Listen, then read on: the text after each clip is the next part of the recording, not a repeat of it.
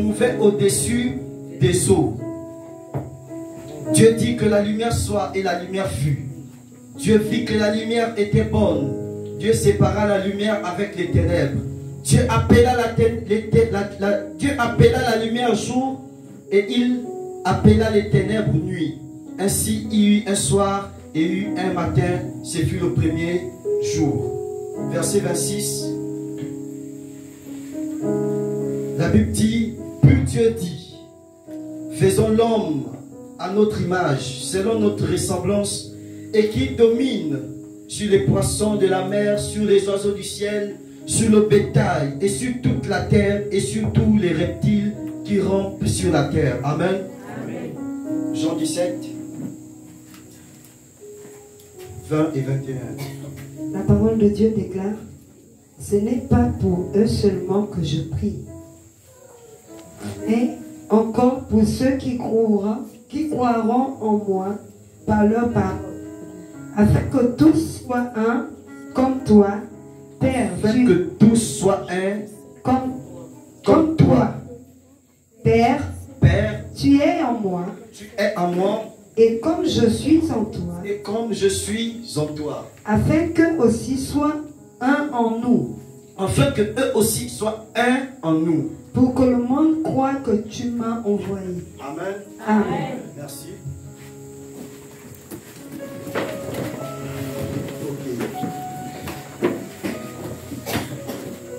Donc, voici que la Bible parle qu'au commencement, Dieu créa les cieux et la terre. La terre était informe et vide. L'Esprit de Dieu se mouvait au-dessus des eaux. Dans la création, nous avons longtemps vu Dieu qui a créé. Mais est-ce que Dieu s'est mis à créer seul? Est-ce que Dieu s'est mis à créer seul? Vu qu'au verset 26, la Bible nous dit, faisons l'homme à notre image. Faisons. J'ai dit l'unité. C'est l'ensemble de deux choses ou trois qui forment une seule personne. Et l'union, c'est ce mélange-là de ces deux personnes. Tel que le mariage, l'homme quittera son père et sa mère et s'attachera à sa femme. Les deux deviendront une seule chair. Une seule chair, là, c'est l'unité. Vous formez une seule personne. Mais l'union, c'est le mélange de deux personnes. Lorsque Dieu a créé, bien aimé, Dieu n'était pas seul. Il y a une autre personnage qui apparaît. Dans Genèse chapitre 2, l'Esprit de Dieu se mouvait au-dessus des eaux. On ne connaît pas bien son rôle parce qu'on nous dit simplement que l'Esprit de Dieu se mouvait au-dessus des eaux. Oh yes. Mais qu'est-ce qu'il faisait au-dessus des eaux? Quel était le rôle de l'Esprit au-dessus des eaux?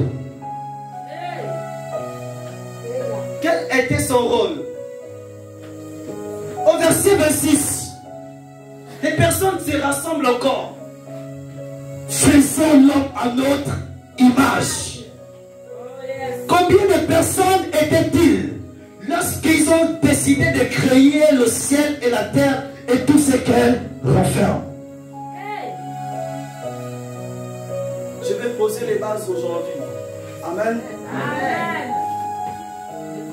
Dans Dieu, lorsqu'on voit Dieu, Dieu c'est l'unité. Dieu c'est l'unité. Dieu c'est celui qu'on voit. Mais en Dieu, il y a l'association. Il y a l'union de deux autres personnes. Amen.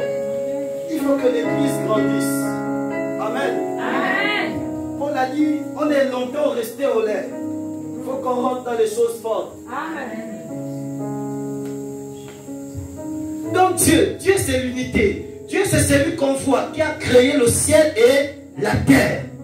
Mais en Dieu, il renferme deux autres personnes. Amen. Qui étaient là pour créer avec lui. Dieu n'était que celui qui parle. Il y avait quelqu'un d'autre qui amenait ce que Dieu disait à l'accomplissement.